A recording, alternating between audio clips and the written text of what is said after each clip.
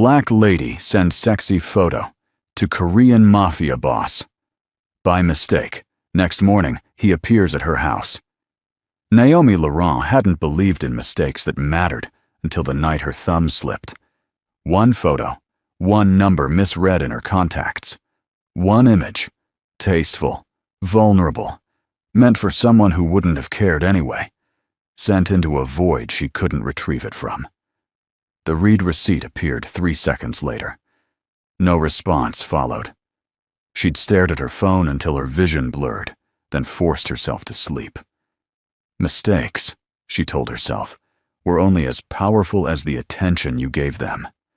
By morning, she'd convinced herself it meant nothing. Until the doorbell rang.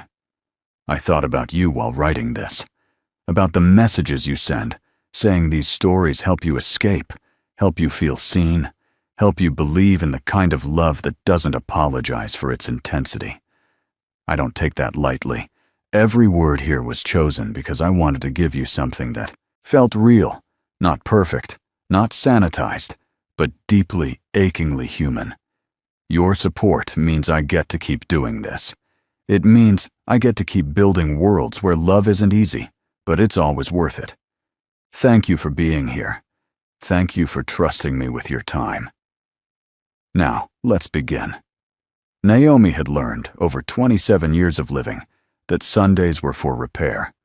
Not the kind that required tools or blueprints, but the kind that asked for silence, a clean kitchen, and the absence of expectations. She moved through her Silver Lake apartment with the practiced efficiency of someone who'd spent years building a life alone and had made peace with it. Mostly. The aesthetic she'd cultivated, mid-century furniture, warm lighting, abstract art that didn't demand interpretation, was deliberate. It said, I have my shit together, without shouting. It whispered, I don't need saving. Which was important, because the men she dated always tried anyway. Elijah had been the latest. 3 months of dinner dates, clever banter, and physical compatibility that felt more like checking a box than losing herself. When he'd asked for a photo last night, something to think about while he was traveling for work, she'd obliged. A silk robe, dim lighting, enough to intrigue without crossing into desperation. She'd sent it, or thought she had. The realization hit at 11:43 p.m., right as she was drifting off. The contact name directly above Elijah's in her recent messages, a number she didn't recognize, but had saved weeks ago after a wrong number text exchange that had been oddly civil, professional even. She'd never deleted it. Her stomach dropped. She grabbed her phone, hands shaking, and opened the thread. The photo sat there, delivered. Read. No response. Naomi had drafted 17 different follow-up messages, apologies, explanations, jokes to diffuse the humiliation, but sent none of them. What could she say? Sorry, that wasn't for you. Please delete it and forget I exist. She'd settled on silence. By morning, she'd almost convinced herself the person on the other end had done the same. Maybe they'd laughed. Maybe they'd rolled their eyes and moved on. Maybe. The doorbell rang. Naomi froze, coffee mug halfway to her lips. She wasn't expecting anyone. Her family was in Atlanta. Her friends knew better than to show up unannounced on a Sunday morning. Elijah was in San Francisco. The doorbell rang again. She set the mug down, smoothed her oversized sweatshirt, and padded barefoot to the door. The peephole showed her nothing useful. A broad-shouldered figure in dark clothing, face angled away. "Who is it?" she called through the door. "Someone who received your message last night." The voice was male, accented, calm in a way that made her pulse spike. Naomi's hand hovered over the deadbolt. Every instinct screamed, "Don't open it." But curiosity, and a strange, creeping sense of inevitability. One. She cracked the door open, chain still engaged. The man on her doorstep was Korean, early 30s, and impossibly composed. Black suit, no tie, hair styled with the kind of precision that suggested a standing appointment. His face was angular, beautiful in a way that didn't ask for acknowledgement, and his eyes, dark, unreadable, fixed on hers with an intensity that made her breath catch. "You sent me a photo," he said. It wasn't a question. Naomi's throat tightened. "That was a mistake." "I know." "Then why are you here?" His gaze didn't waver. "Because I wanted to see who you were." The honesty of it disarmed her. No threat. No demand. Just a simple, unsettling truth. "That's..." She searched for the right word. "Invasive." "Yes," he agreed. Silence stretched between them, thick and electric. "I'm not interested in whatever this is," Naomi said finally, her voice steadier than she felt. "I don't know. You don't know me. Let's just..." "I'm Minjun Kong," he interrupted, "and I think I'd like to know you." The way he said it, like a decision already made, a door already opened, sent a shiver down her spine. "I didn't ask for that," she said. "No," Minjun agreed. "You didn't." He stepped back from the door, hands sliding into his pockets. The movement was casual, but the weight of his presence remained. "I won't bother you again," he said. "Unless you want me to." Naomi should have closed the door, should have locked it, blocked his number, and laughed about this with her friends later. Instead, she asked, "Why would I want that?" Minjun's mouth curved. Not quite a smile, but close. "Because you're curious," he said, "and because I don't think you send photos like that to men who don't already bore you." Her face burned. He turned and walked away before she could respond, his footsteps silent on the concrete path. A black sedan waited at the curb, engine running. He slid into the back seat without looking back. Naomi stood in the doorway long after the car disappeared, her pulse still racing, her mind spinning with a single intrusive thought. He was right. She told herself she wouldn't think about him. By Monday afternoon, that resolution had crumbled. Naomi worked as a senior copywriter for a boutique creative agency in downtown LA, a job that paid well enough to afford her apartment and required just enough mental energy to keep her distracted. Usually. Today, her focus was shot. Earth to Naomi. She blinked, pulling her gaze from her laptop screen to find her coworker, Jasmine, leaning against her cubicle partition with an amused expression. "You've been staring at that tagline for 20 minutes, Jasmine said. "Either it's genius, or you're having a stroke." Naomi forced a laugh. "Neither. Just off today." "Man trouble?" "Something like that." Jasmine's eyes lit up. "Oh, this I need to hear." "There's nothing to hear," Naomi said quickly. "Just a weird weekend." "Weird how?" Naomi hesitated. "How did you explain a stranger showing up at your door because of a misdirected photo without sounding unhinged?" "I met someone," she said carefully. "Sort of." "Sort of?" "It's complicated." Jasmine grinned. "The best ones always are." Before Naomi could deflect further, her phone buzzed on the desk. An unknown number. Her stomach flipped. "Unknown. You didn't block me." She stared at the screen, her pulse quickening. "Naomi, who says I won't?" The response came immediately. "Unknown. You would have already." Jasmine leaned over, trying to peek at the screen. "Who's that?" Naomi tilted her phone away. "No one." "Uh-huh. Sure." Another buzz. "Unknown. Have dinner with me." Naomi's fingers hovered over the keyboard. She should say no. Should delete the thread and move on with her life. "Naomi, I don't have dinner with strangers." "Unknown. Then let me stop being one." Her breath caught. "Naomi, why do you want this?" The pause before his reply felt longer than it was. "Unknown. Because I haven't stopped thinking about you since I saw your face." Naomi set the phone down, her hands trembling slightly. This was insane. She didn't know this man. didn't know what he wanted or why he was pursuing her with such quiet, unrelenting certainty. But God, it had been so long since anyone had pursued her at all. Jasmine was watching her with barely concealed curiosity. "You okay?" "Yeah," Naomi said. "I think so." She picked up her phone again. Naomi. "One dinner, somewhere public. Unknown.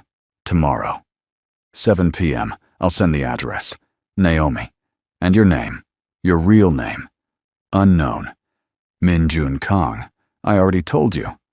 Naomi. Telling me doesn't mean I believe you. Unknown. You will." The restaurant Min-Jun chose was understated but expensive, the kind of place with no prices on the menu and a hostess who evaluated you before seating you. Naomi arrived 5 minutes early, a deliberate choice. She wanted to observe him before he observed her, wanted control, or at least the illusion of it. She wore a black dress that hit just above the knee, heels that made her legs look longer, and minimal jewelry. Confident, but not trying too hard. That was the goal. The hostess led her to a corner table, and Naomi's carefully constructed composure wavered. Min-Jun was already there. He stood as she approached, the movement fluid and precise. He'd traded the suit for something slightly less formal. Dark slacks, a crisp white shirt with the sleeves rolled to his forearms. The casualness of it somehow made him more intimidating. "You're early," Naomi said. "So are you." He pulled out her chair, a gesture so old-fashioned it almost made her laugh. Almost. She sat, hyper-aware of the way his gaze lingered on her face, her shoulders, the curve of her neck. "You're staring," she said. "I know." "It's rude." "I know that, too." Naomi picked up her menu, using it as a shield. "So, Min-Jun Kang, what do you do?" "I manage investments." "That's vague." "It's accurate." She lowered the menu. "Are you always this evasive? Are you always this direct?" "Yes." Min-Jun's mouth curved. "Good. I don't like ambiguity." "Then let's be clear," Naomi said. "Why am I here?" "Because I asked." "That's not an answer." He leaned back in his chair, studying her with an expression she couldn't decode. "You intrigue me." "You don't know me." "Not yet." The waiter appeared, and Min-Jun ordered for both of them without asking what she wanted. Naomi should have been annoyed, but the confidence with which he did it, like he'd already decided she'd trust him, was oddly disarming. "What if I don't like what you ordered?" she asked once the waiter left. "Then I'll order something else." "You're very sure of yourself." "I've learned to be." Naomi studied him across the table. There was something beneath his calm exterior, something coiled and restrained. She couldn't name it, but she felt it. "What do you want from me?" she asked. Min-Jun's gaze sharpened. "Honestly." "Yes." "I don't know yet." It should have been a red flag. Instead, it felt like the first true thing he'd said. The meal passed in a strange rhythm, questions and answers that revealed little, but felt like everything. Min-Jun asked about her work, her family, her favorite places in the city. He listened with an attention that felt almost intrusive, like he was cataloging every word for later use. When she asked about him, his answers were measured. He'd grown up in Seoul, moved to Los Angeles 7 years ago, had no siblings, rarely spoke to his parents. "That's sad," Naomi said. "It's practical." "Family isn't supposed to be practical. Mine is." The warm bitterness in his tone was faint but unmistakable. Naomi wanted to press, but something in his expression warned her not to. Dessert arrived, something delicate and overpriced that she barely tasted. Min-Jun watched her eat with the same unsettling focus he'd maintained all evening. "You're doing it again," she said. "What?" "Staring." "I told you. I don't like ambiguity." "And I'm ambiguous." "Very?" Naomi set down her fork. "I'm really not. I'm a copywriter. I live alone. I have 3 close friends and a mother who calls too often. I'm boring. You're not. You've known me for 2 days. I don't need longer. The certainty in his voice made her stomach flutter. Minjun, let me take you home, he said. I drove. I know. Let me follow you. Why? Because I want to know you got there safely. It should have sounded controlling. Instead, it sounded like care. Naomi nodded before she could talk herself out of it. Minjun's car, a sleek black sedan that probably cost more than her annual salary, trailed hers through the city streets. Naomi checked her rearview mirror more often than necessary, hyper-aware of his presence. When she pulled into her apartment complex, he parked behind her. She hesitated before getting out.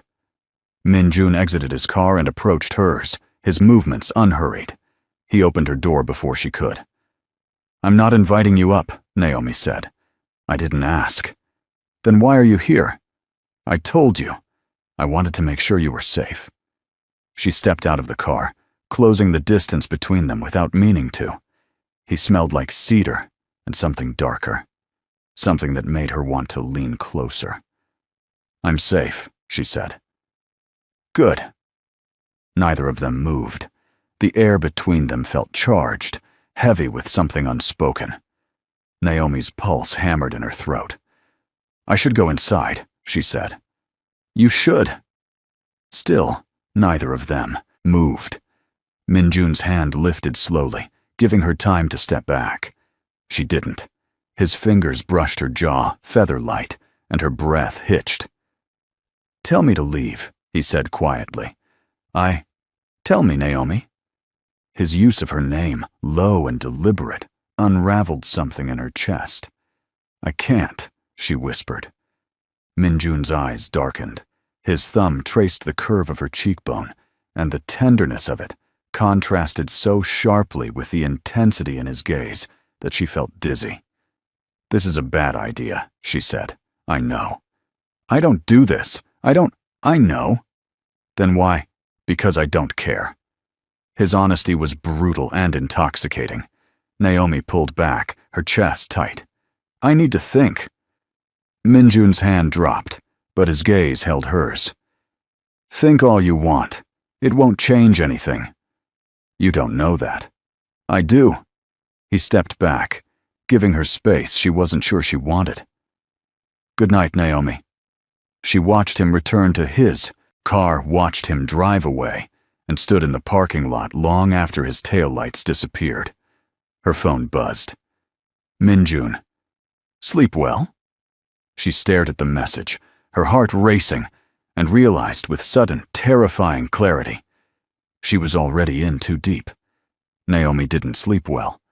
She lay awake replaying the evening, the way Minjun had looked at her across the table, the careful distance he'd maintained until the parking lot, the heat of his thumb against her cheekbone.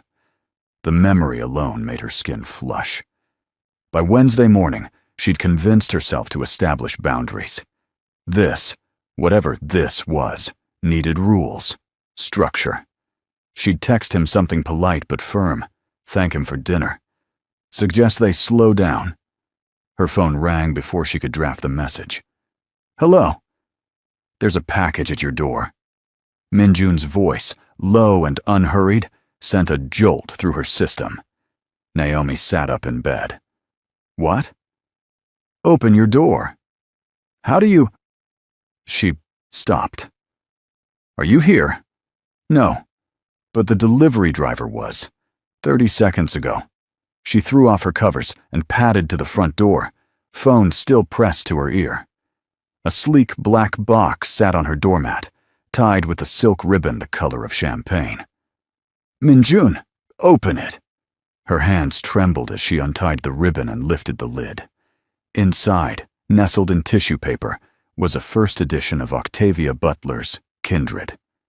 She'd mentioned it casually during dinner, how she'd loved it in college, how she'd lent her copy to an ex-boyfriend who'd never returned it. He'd remembered. This is too much, she said quietly. It's a book. It's a collector's item. It's a replacement. A pause. You shouldn't have to miss something because someone else didn't value it. The words hit her in a way she hadn't anticipated. Naomi sank onto her couch, the book cradled in her lap. "Why are you doing this?" she asked. "Because I want to." That's not a reason. It's the only one that matters. Naomi closed her eyes, fighting the warmth spreading through her chest. This man, this stranger who'd appeared at her door 3 days ago, was dismantling her defenses with a precision that terrified her. "I don't know how to do this," she admitted. "Do what?" "Whatever this is." "Then don't do anything," Minjun said. "Just let it happen." "That's not how I work." "I know." His voice softened. "But maybe it could be." The line went quiet for a moment, filled only with the sound of her breathing and his. "I have to go," he said finally. "But Naomi." "Yeah?" "Read the inscription." He hung up before she could respond. Naomi opened the book with shaking hands. On the title page, in elegant handwriting that was unmistakably his, "For the woman who sent me a photo by mistake and changed everything." She pressed the book to her chest and let herself feel it. The fear, the exhilaration, the terrifying sense that she was standing at the edge of something she couldn't control. Over the next week, Minjun became a presence in her life she couldn't ignore, not because he demanded it, but because he simply was. He didn't call every day, but when he did, the conversations lasted hours, late-night exchanges about everything and nothing. Her childhood in Atlanta, his memories of Seoul, books they'd loved, films that had shaped them. He asked questions that made her think, listened in a way that made her feel seen. He sent her things, not extravagant gifts, but small, specific gestures that proved he was paying attention. A bottle of wine from a vineyard she'd mentioned visiting once. A playlist, titled For Thinking, that she listened to on repeat. A handwritten note that said only, "You were on my mind today." He didn't ask to see her again, didn't push. But the space he occupied in her thoughts grew wider every day. By Friday, Naomi was unraveling. "You're distracted again," Jasmine observed, sliding into the chair across from Naomi in the break room. "I'm fine." "You've been fine all week, which means you're seeing him." Naomi looked up from her coffee. "I'm not seeing anyone, but you're talking to him." "Maybe." "Naomi." Jasmine leaned forward, her expression serious. "I've known you for 3 years. You don't do maybe. You're either in or you're out. So, which is it?" Naomi's throat tightened. "I don't know. What's stopping you?" "I don't know him, not really." "Do you want to?" The answer came too quickly. "Yes," Jasmine smiled. "Then what's the problem?" "He scares me." "In a bad way?" "No." Naomi exhaled slowly. "That's what scares me." Minjun texted her Saturday morning. "Minjun, are you free tonight?" Naomi stared at the message, her pulse quickening. "Naomi, depends on what you're asking." Minjun, "Dinner. My place." Naomi, "That's not public." Minjun, "No, but you don't need the public anymore." The presumption of it should have annoyed her. Instead, it felt like the truth. Naomi, "What time?" Minjun, 7. I'll send a car. Naomi, "I can drive." Minjun, "I know, but I'd like to take care of it." She wanted to argue, wanted to assert her independence, maintain some semblance of control. Naomi, "Fine." Minjun, "Good." The car arrived at 6:45 p.m., a black sedan with a driver who opened the door for her without a word. Naomi slid into the back seat, her stomach a knot of nerves and anticipation. They drove west, away from the city, into the hills where houses became estates and privacy was currency. The sedan turned onto a gated road, stopped at a security checkpoint, then continued up a winding driveway. Minjun's house was modern, all glass and clean lines, perched on the hillside, with a view of the city lights below. Understated, but undeniably expensive.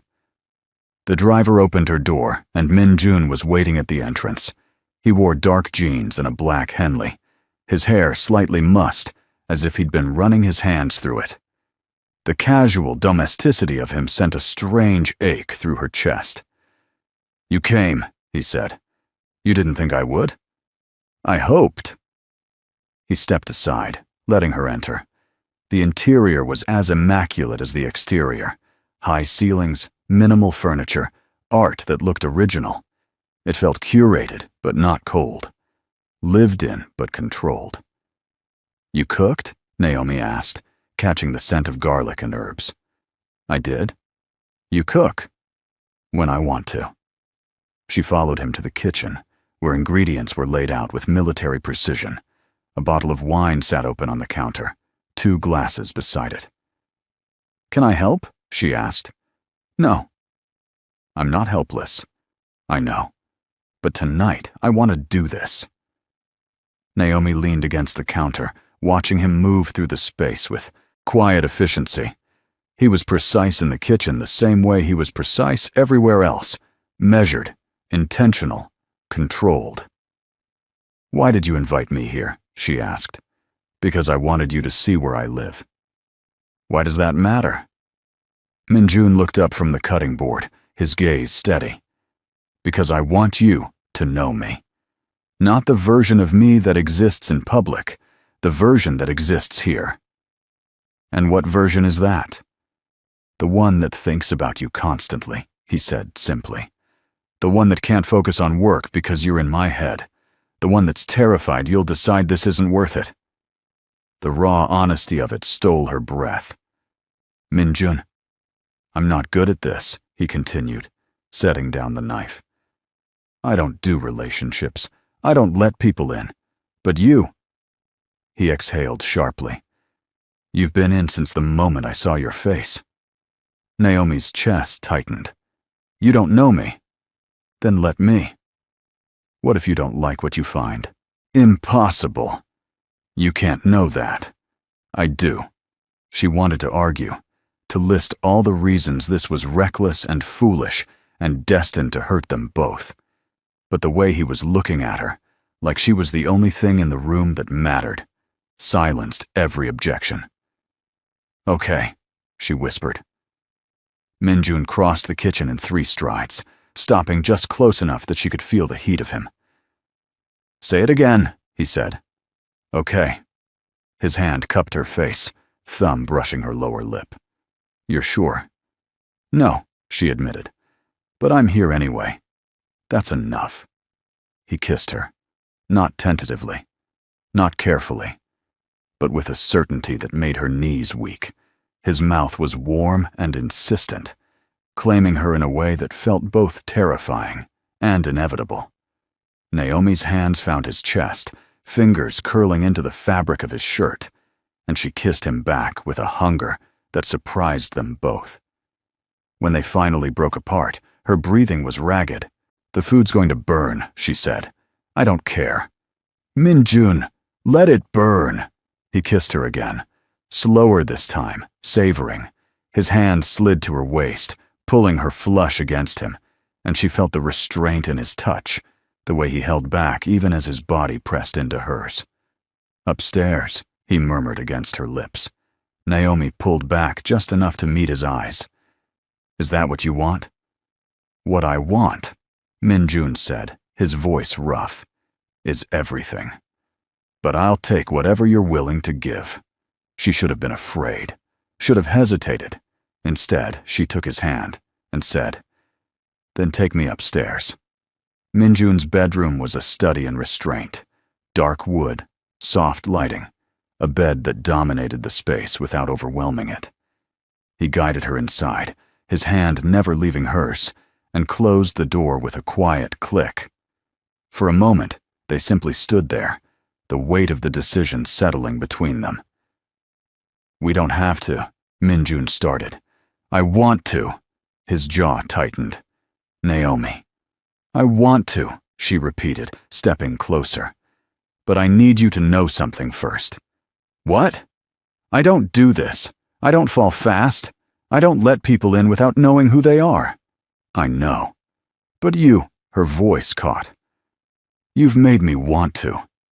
Minjun's hands framed her face, his forehead resting against hers. "I'll be careful with you. Promise. I swear it." He kissed her again, and this time there was no hesitation. His hands traced the curve of her spine, the dip of her waist, reverent and possessive all at once. Naomi's fingers tangled in his hair, pulling him closer, and when he lifted her, she wrapped her legs around his waist without thought. He laid her on the bed with a gentleness that contradicted the intensity in his eyes. "You're beautiful," he said. "You've said that before.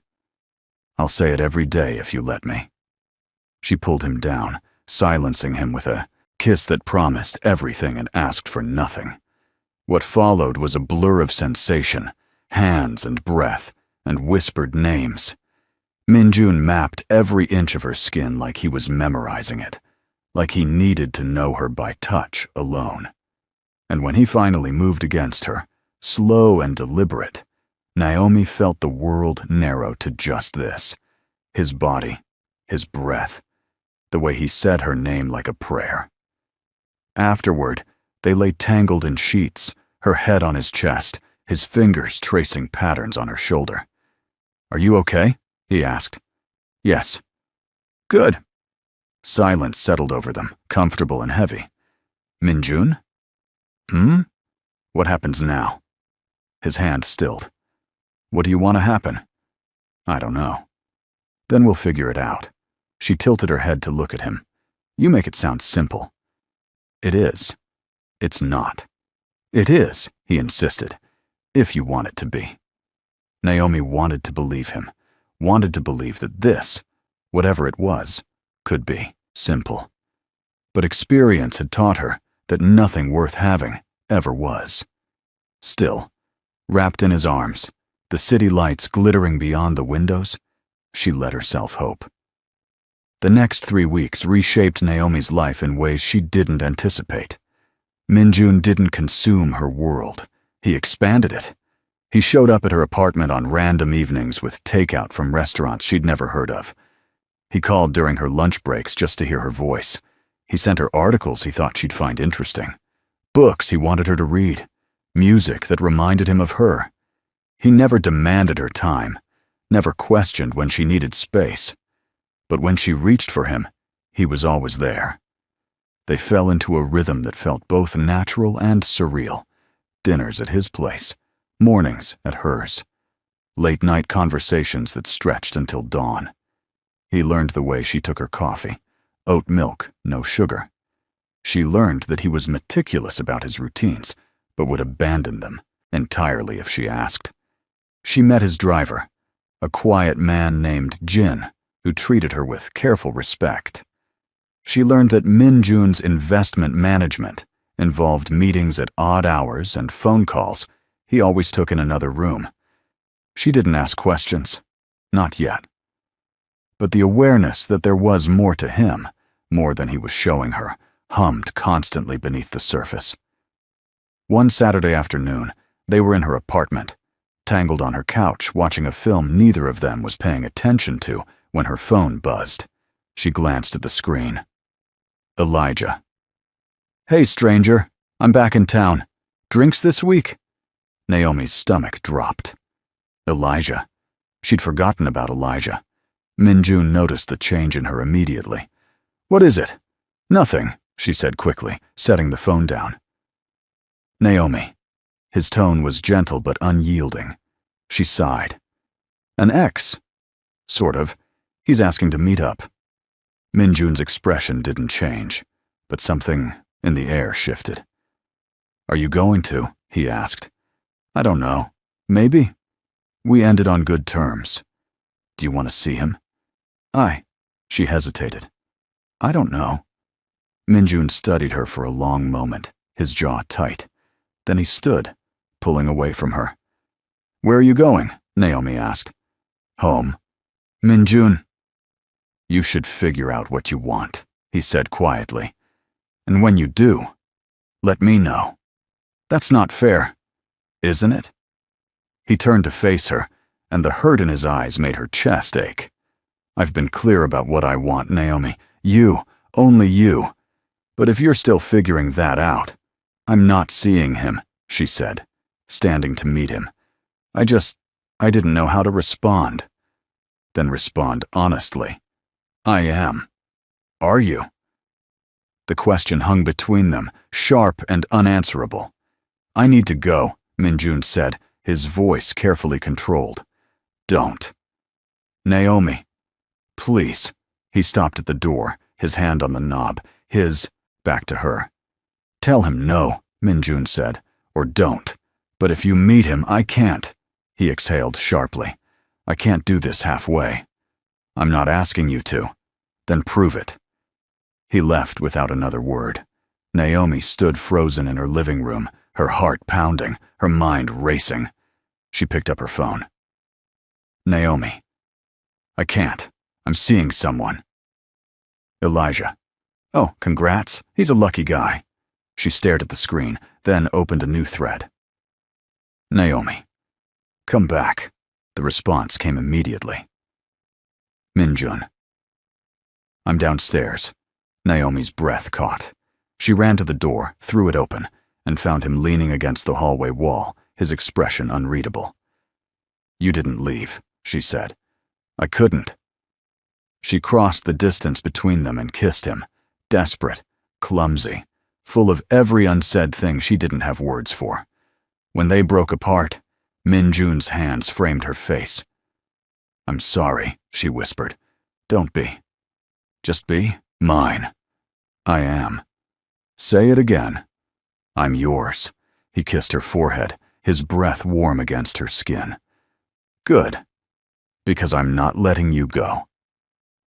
The weeks that followed felt like living inside a dream Naomi was afraid to wake from. Minjun was attentive without being suffocating, present without being intrusive. He learned her tells, the way she bit her lower lip when anxious, the slight furrow between her brows when she was overthinking. He adjusted to her moods with an intuition that unnerved her. But there were gaps, spaces in his life he didn't invite her into. The late-night calls he took in hushed Korean, always in another room. The way Jin would appear at odd hours with envelopes, Minjun would tuck away without explanation. The meetings that ran long with no details offered afterward. Naomi told herself it didn't matter. Everyone had private corners of their lives. But the not knowing had begun to calcify into something heavier. It was a Thursday, evening when things shifted. They were at Minjun's house, Naomi curled into his side on the couch, half watching a documentary she'd chosen. His hand traced absent patterns on her shoulder, his breathing steady and calm. His phone buzzed on the coffee table. He glanced at the screen, and his entire body tensed. I need to take this, he said, already standing. Okay. He disappeared into his office, the door clicking shut behind him. Naomi tried to focus on the screen, but her attention followed the muffled sound of his voice, rapid Korean, clipped and tense. She caught fragments, a name she didn't recognize, numbers, something that sounded like an address. 15 minutes passed, then 20. When he finally emerged, his face was carefully blank. Everything okay? Naomi asked. Fine. You don't look fine. It's handled. He moved to the kitchen, pouring himself a glass of water with mechanical precision. Naomi followed. Minjun. Leave it, Naomi. The sharpness in his tone stopped her cold. Excuse me? He set the glass down harder than necessary. I said it's handled. I don't want to talk about it. I'm not asking for details. I'm asking if you're okay. I'm fine. You're not. Drop it. The words landed like a slap. Naomi crossed her arms, anger flaring in her chest. I'm trying to be here for you. I didn't ask you to be. The silence that followed was suffocating. You know what? Naomi said, her voice tight. Fine. Keep your secrets. Keep your walls up. But don't expect me to stand here and pretend like everything's perfect when you won't let me in. I've let you in more than anyone, Minjun said, his voice low and dangerous. Have you? Because from where I'm standing, I only know what you want me to know. That's not fair. Neither is shutting me out every time something goes wrong. Minjun's jaw clenched. You have no idea what you're asking. Then tell me. I can't. Can't or won't. Both. Naomi's chest constricted.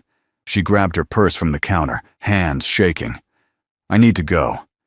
Naomi. No, I'm done. I'm done trying to read between the lines. I'm done guessing what you're thinking. I'm done feeling like I'm intruding on your life just by caring about you. That's not, it is. Her voice cracked. And I can't keep doing this. She walked toward the door, and Minjun moved to block her path. Don't leave, he said. Why? So you can stonewall me some more? So I can explain. Then explain. His hands clenched at his sides, the muscles in his jaw working. For a moment, she thought he might actually tell her, might crack open whatever he'd been keeping locked away. Instead, he stepped aside. Go, he said quietly, if that's what you want. It's not what I want, Naomi whispered, but I can't stay here and feel like I'm not enough to trust. She left. Before he could respond, her vision blurred with tears. She refused to let fall until she was in her car. Minjun didn't call. Not that night. Not the next day. By Saturday, Naomi's phone felt like a live grenade.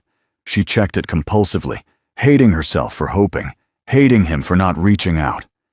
Jasmine found her staring at her laptop screen without seeing it Monday afternoon. Okay, that's it. Jasmine pulled up a chair. What happened? We had a fight. About what? He won't let me in. Not really. There's this whole part of his life he keeps locked away, and when I try to ask about it, he shuts down. Did you tell him that? Yes.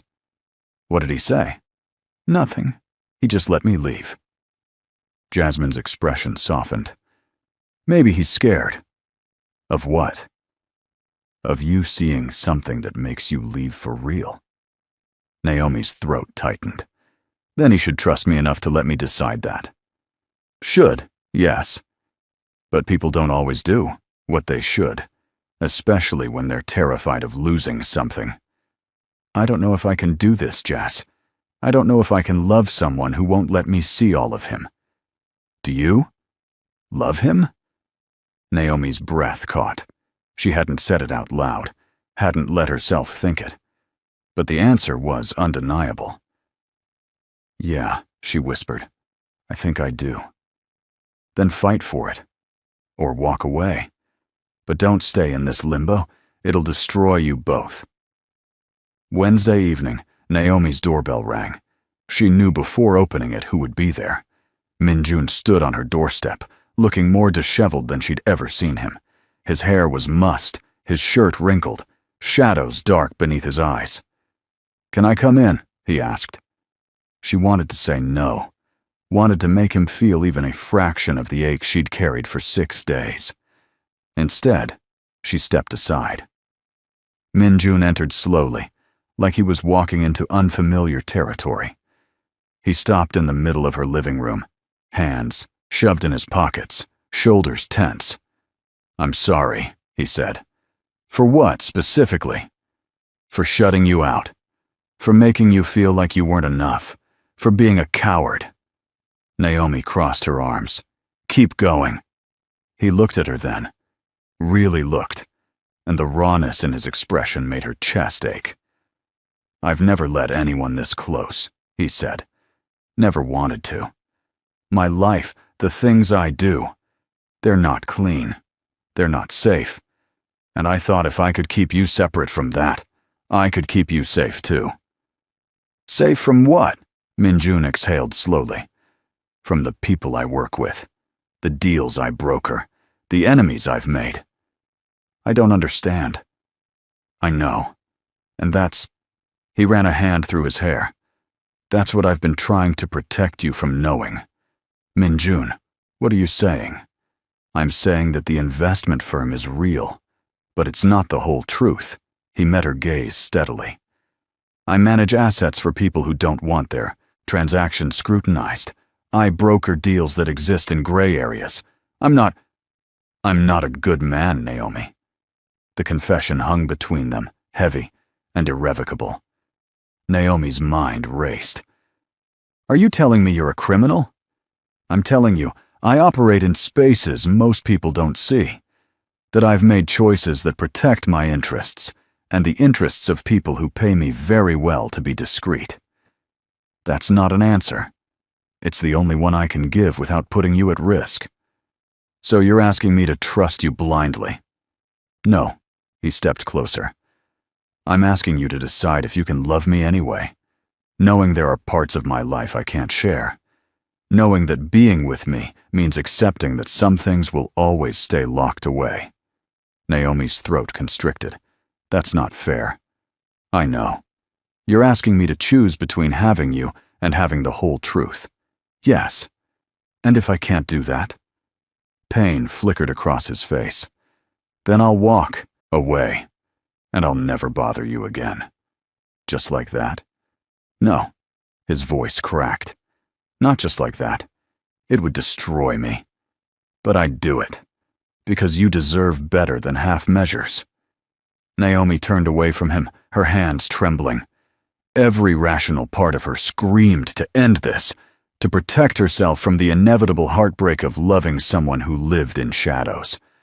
But the irrational part, the part that had been shaped by his touch, his attention, his quiet devotion, couldn't let go. I need time, she said finally. How much? I don't know. Minjun nodded, his expression carefully neutral. Okay. I'll wait, as long as you need. Minjun. But Naomi. He crossed to her, his hand gently tilting her chin up until their eyes met. While you're deciding, know this. I love you. I've loved you since the moment I saw your face. And whatever you choose, that won't change. He kissed her forehead, soft and lingering, then left, without another word. Naomi sank onto her couch, her body shaking, and let herself cry. 3 days passed in agonizing slowness. Naomi threw herself into work, into distractions, into anything that would keep her from thinking about Minjun's confession. But every quiet moment brought him back. His voice, his touch, the way he'd looked at her, like she was the only thing anchoring him to the world. Thursday afternoon, everything changed. She was in a coffee shop near her office, laptop open, half-heartedly reviewing a copy, when a man slid into the seat across from her. He was Korean, mid-40s, expensively dressed. His smile was polite, but didn't reach his eyes. Naomi Laurent? He asked. Her pulse spiked. Do I know you? No. But I know Minjun Kang. And I know he's been spending a lot of time with you. Naomi's mouth went dry. I don't know what you're talking about. Please don't insult my intelligence. He leaned back, casual. Minjun has made, some powerful people very unhappy recently, brokered deals that benefited him at their expense. I'm here to deliver a message. I'm not involved in his business. Maybe not. But you're involved with him, which makes you leverage. Fear spiked through her system, sharp and immediate. What do you want? I want you to understand that proximity to Minjun Kang has consequences, that his protection isn't as absolute as he'd like you to believe. The man stood, buttoning his jacket. Be careful, Miss Laurent. Men like Minjun accumulate enemies, and enemies don't always differentiate between business and personal. He walked away before she could respond. Naomi sat frozen, her heart hammering, her mind spinning. She grabbed her phone with shaking hands. Naomi, we need to talk, now. The reply came in seconds. Minjun, where are you? Naomi. Coffee shop on 5th. Someone just approached me. Minjun. Stay there, don't move, I'm coming. Minjun arrived in less than 15 minutes. He scanned the coffee shop with an intensity that made Naomi's stomach clench, then crossed to her table in 3 strides. "Are you hurt?" he asked immediately. "No, he talked to me." "What did he say?" Naomi repeated the conversation, watching Minjun's expression darken with every word. "Fuck," he said quietly. "Who was he?" "Someone I used to work with. Someone I cut out of a deal 6 months ago because he was becoming a liability. And now he's threatening me because of it?" Minjun's jaw clenched. "He's trying to get to me through you. It won't work." "Won't it?" "Because I'm terrified, Minjun. I don't know what I've walked into. I don't know." "You're safe," he interrupted, his hands framing her face. "I swear to you, you're safe." "How can you promise that?" "Because I'll make sure of it." His voice was steel. "Pack a bag. You're staying with me until this is resolved." "Minjun, this isn't negotiable, Naomi. If he knows about you, others might too. I'm not taking chances." "So what? I'm just supposed to uproot my life because your past is catching up with you?" "Yes." The bluntness of it stole her breath. "I can't." "You can, and you will, because the alternative is unacceptable." Naomi stared at him, seeing the fear beneath his controlled exterior. Not fear for himself, but for her. "Okay," she said finally. Relief flooded his features. "Thank you. But Minjun, after this is over, we're talking about everything." "I know. And I mean everything. No more locked doors." He nodded, his thumb brushing her cheekbone. "No more locked doors." Minjun's house became a fortress. Jin was always present, stationed near the entrance or patrolling the grounds. Cameras monitored every angle. Minjun worked from home, his office door open so he could see her. Naomi should have felt trapped. Instead, she felt something unsettlingly close to being protected.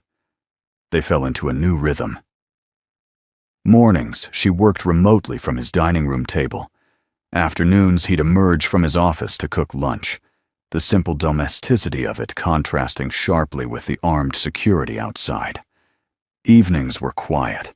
Movies, conversation, the kind of ordinary togetherness that felt surreal given the circumstances.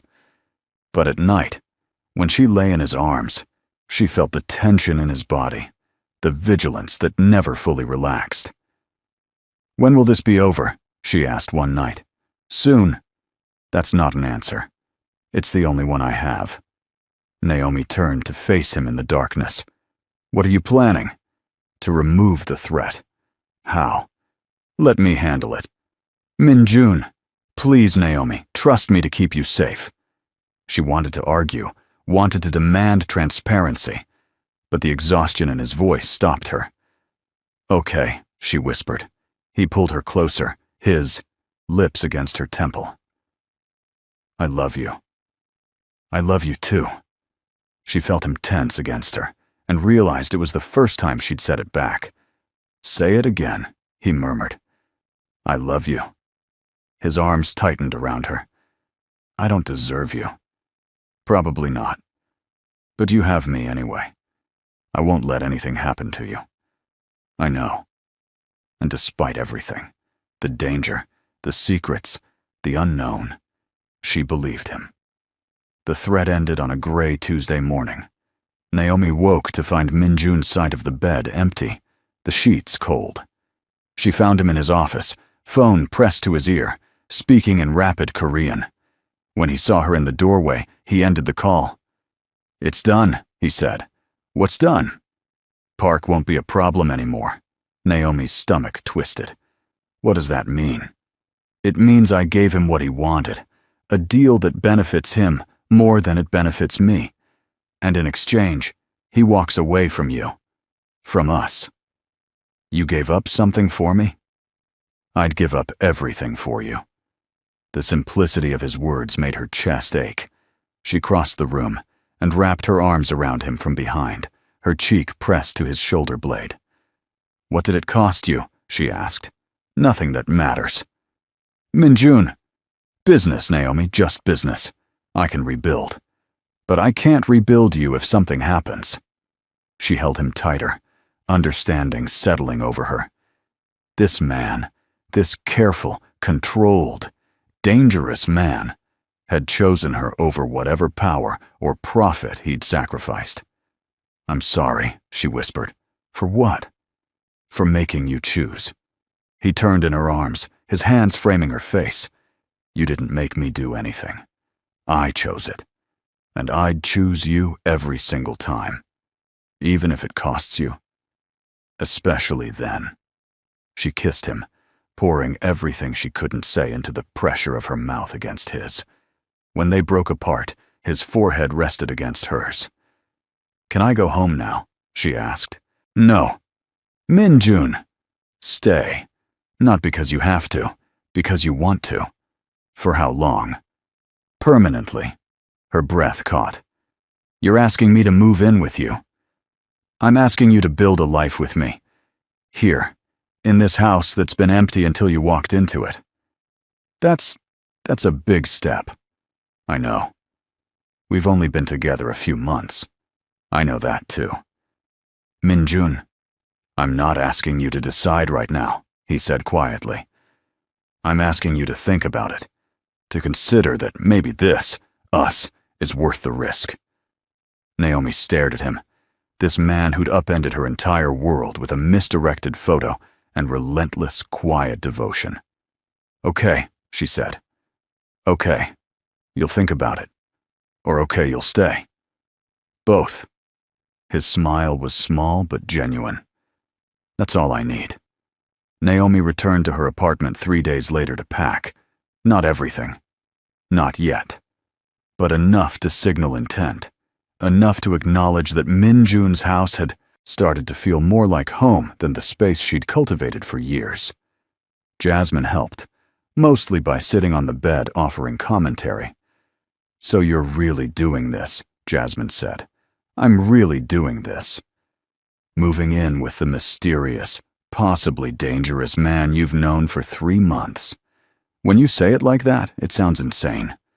"Because it is insane," Jasmine grinned, "but also kind of romantic, in a totally unhinged way." Naomi folded a sweater, her movements automatic. "He gave up a business deal for me, something that cost him. I don't even know what, but I know it mattered." "And that's enough?" "No, but it's a start." She paused, meeting Jasmine's eyes. "I love him, Jas. I know it's fast. I know it's reckless. But I love him in a way that feels bigger than logic." "Then that's all that matters." Jasmine stood, crossing to pull Naomi into a hug. "Just promise me you'll be careful, and that you'll call if you need anything." "I promise." "And bring him around so I can properly vet him." Naomi laughed. "Deal." 3 months later, Naomi stood in Min-jun's kitchen, their kitchen, making coffee in the early morning light. Her clothes hung in his closet. Her books lined his shelves. Her presence had softened the hard edges of the house, made it warm. Min-jun emerged from the bedroom, hair damp from a shower, wearing nothing but gray sweatpants. He crossed to her without a word, wrapping his arms around her waist and pressing a kiss to her shoulder. "Morning," she murmured. "Morning." They stood like that for a long moment, the coffee maker gurgling in the background, the city waking up beyond the windows. "I have a meeting today," Min-jun said. "Might run late." "What kind of meeting?" He hesitated, then said, "The kind I used to never tell you about." Naomi turned in his arms to face him. "And now?" "Now I'm telling you, because you asked me to. Because you deserve to." "No," he exhaled slowly.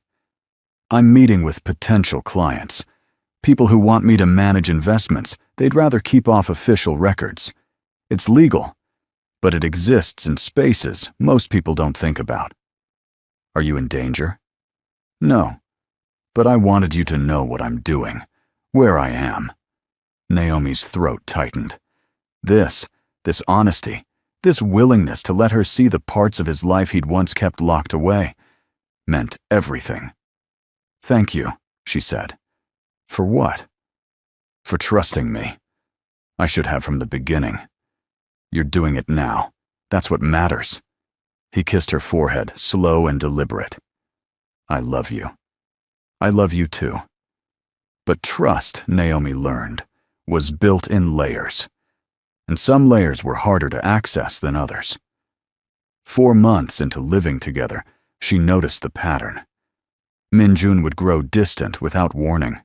Not cold, but removed. He'd spend hours in his office with the door closed.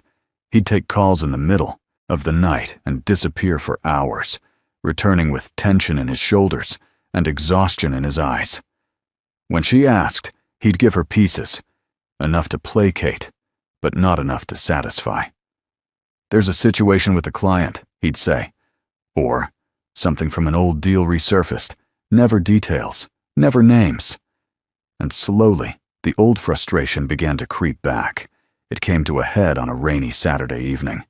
Min-jun had been locked in his office all day. Naomi had tried to give him space, but by 8 p.m., her patience had frayed.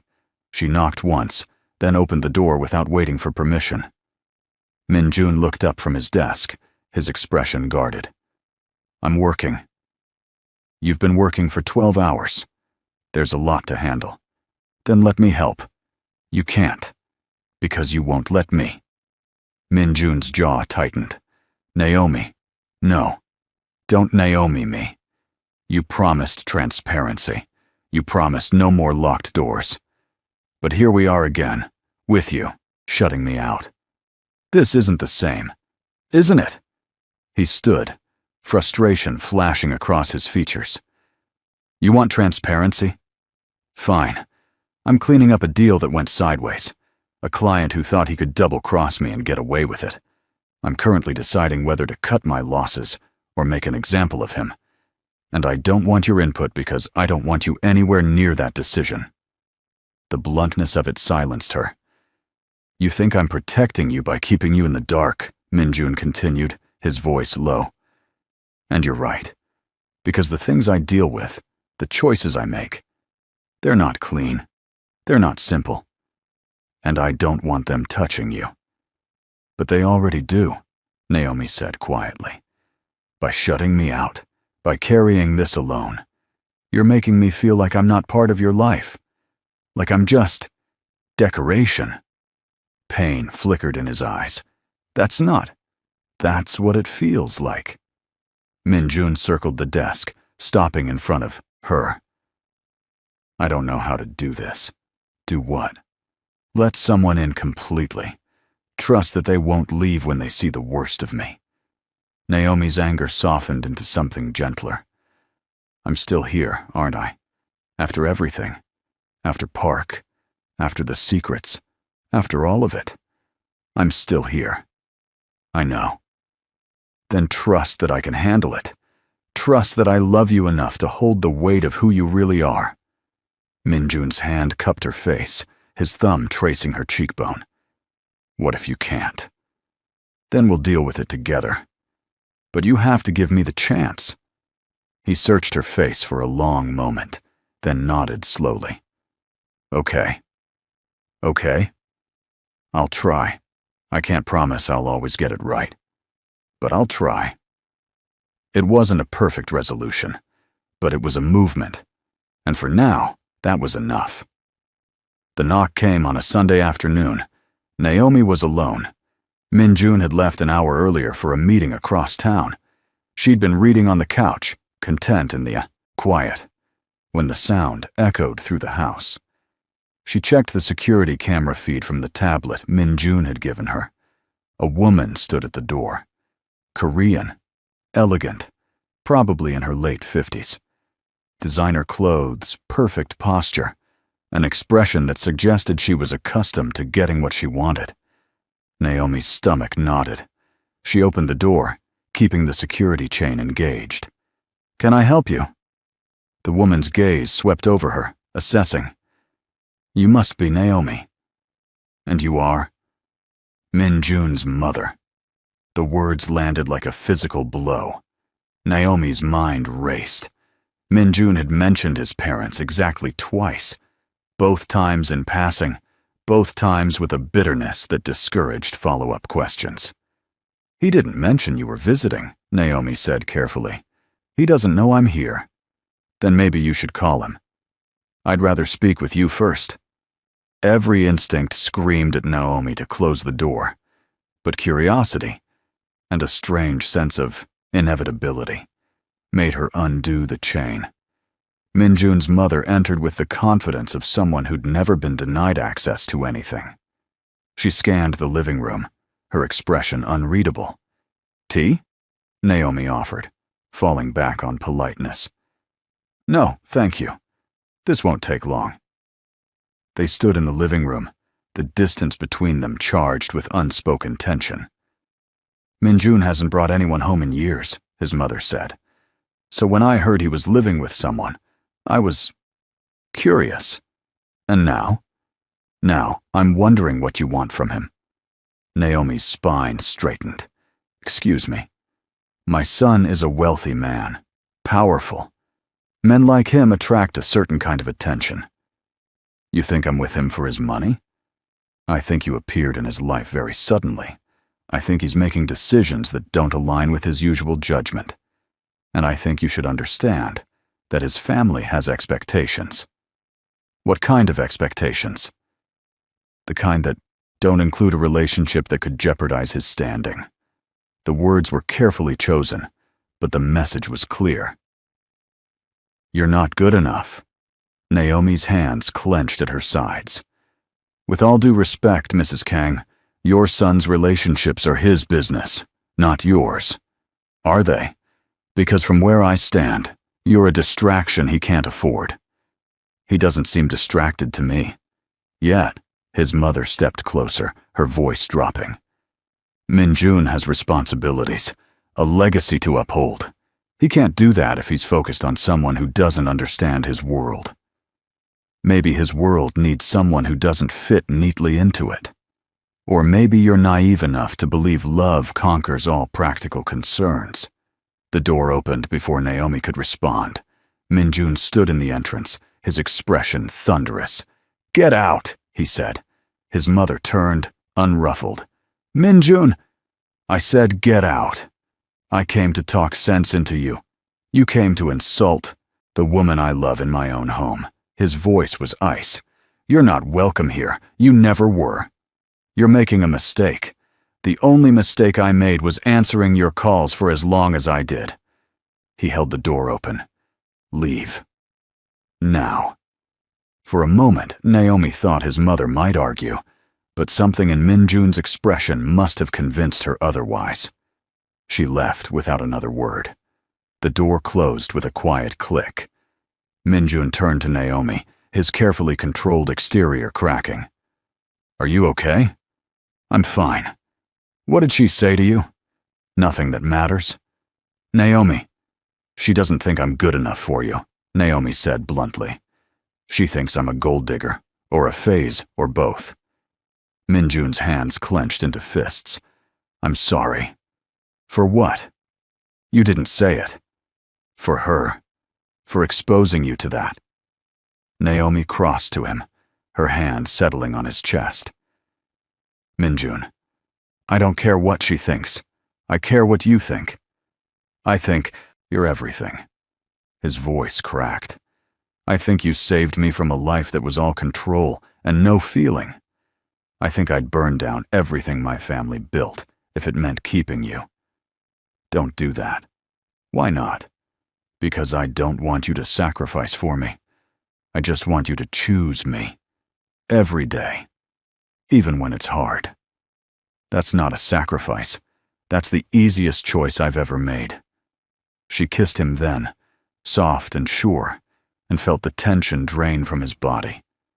"For what it's worth," she murmured against his lips, "I choose you too." 6 months later, on a quiet Thursday evening, Min-jun asked her to marry him. There was no grand gesture, no orchestrated moment. Just the two of them in the kitchen, Naomi chopping vegetables while Min-jun leaned against the counter, nursing a glass of wine. "Marry me," he said. She looked up, knife paused midair. What? Marry me. Min-jun, I know it's not romantic. I know I should have planned something, but I've been carrying the ring around for 3 weeks and I can't wait anymore. He pulled a small velvet box from his pocket and opened it. The ring was simple, a single diamond on a platinum band, elegant without being ostentatious. Exactly what she would have chosen. I don't need time to plan the perfect moment, Min-jun said. I just need you to say yes. Naomi set down the knife, her hands trembling. You're serious? Completely. We've been together less than a year. I know. Your family will never approve. I don't care. Min-jun, do you love me? Yes. Do you want to build a life with me? Yes. Then nothing else matters. Naomi stared at him. This man who'd crashed into her life through a mistake and stayed through intention. This man who'd learned to open doors he'd kept locked for years. This man who chose her every single day, even when it cost him. Yes, she whispered. Yes. Yes. I'll marry you. Min-jun closed the distance between them in 2 strides, sliding the ring onto her finger and kissing her with a desperation that made her knees weak. When they finally broke apart, both breathing hard, he pressed his forehead to hers. I love you, he said. I love you too. No regrets? Not a single one. They married 3 months later in a small ceremony at the house. No family. Just friends. Jasmine stood as Naomi's maid of honor. Jin, surprisingly, stood as Min-jun's best man. The ceremony was short, the vows simple. But when Min-jun looked at Naomi and promised to choose her every day for the rest of his life, she believed him with a certainty that felt like bedrock. The reception was intimate. Good food, better wine, laughter that echoed through rooms that had once felt too large and empty. Later, when the guests had left and they stood alone on the balcony overlooking the city, Min-jun pulled her close. Happy? He asked. Ridiculously. Good. Naomi tilted her head to look at him. Do you ever think about how we started? That stupid photo? Every day. Does it feel surreal? No. He turned her to face him, his hand settling on her waist. It feels inevitable. Like every choice I made before you was leading me to that moment. That's very poetic for a man who brokers shady investment deals. He laughed, the sound warm and genuine. You bring it out in me. The poetry or the honesty? Both. She kissed him, slow and deep, and felt the future unfold before them. Uncertain, imperfect, but undeniably theirs. 1 year later, Naomi stood in the nursery, hand resting on her swollen belly, and marveled at how much life could change in 2 years. The room was soft yellows and grays, carefully designed by Min-jun, who'd approached preparing for fatherhood, with the same intensity he approached everything else.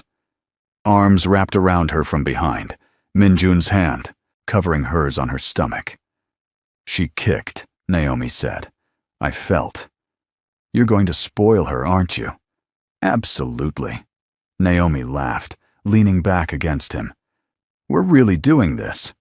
Having a baby or building a life? Both. Terrifying, isn't it? Completely. She turned in his arms. But I wouldn't change a thing. Min-jun's hand cupped her face, his touch as reverent as it had been that first night in her parking lot. Neither would I. Not even the misdirected photo? Especially not that. Why? Because it brought me you, and you— His voice softened. You taught me that love isn't about control, it's about choice, and I choose you. Every single day. Even when I'm hormonal and crying over commercials? Even then, Naomi smiled, her heart so full it ached. I choose you too. They stood there in the nursery, wrapped in each other, the city lights glittering beyond the windows. 2 people who'd collided by accident and stayed by choice. Two people who'd learned that love wasn't about perfection. It was about showing up, opening doors, and choosing each other through every storm. And as their daughter kicked against Naomi's stomach, as Min-jun pressed a kiss to her temple, as the future stretched before them uncertain and beautiful and theirs, Naomi understood. Some mistakes were worth making. Some doors were worth opening. And some love stories began with a single, misdirected photo and lasted a lifetime.